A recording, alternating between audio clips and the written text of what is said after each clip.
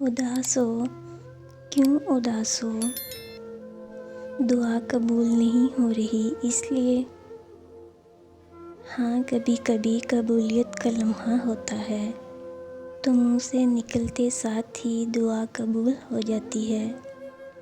لیکن پتہ ہے کیا، جس چیز کے لیے تم سجدوں میں تڑپ کر روتے ہو، جس کے لیے تم خود کو بدل دیتے ہو، اللہ پھر اس پر تھوڑا امتحان ضرور لیتا ہے تاکہ وہ تمہاری اس پکار، اس تڑپ کو دیکھ سکے تمہارے میں کتنا صبر ہے۔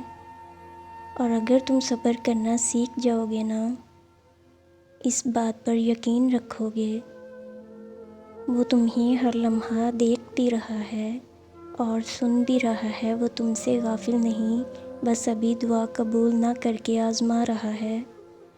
اور آزمائش کبھی ہمیشہ کے لیے نہیں ہوتی، اور جب کوئی امید نہ بھی نظر آئے پھر بھی دعا کے لیے ہاتھ اٹھا رہے ہوگے، بس وہی ہے جو دے سکتا ہے۔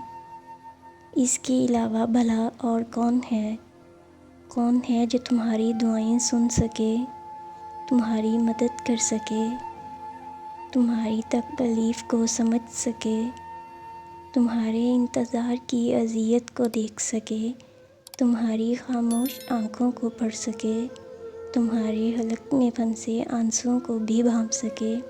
صبر اور یقین سے دعا مانگ کر تو دیکھو، پھر عرش سے آواز صرف کن کی ہی آئے گی۔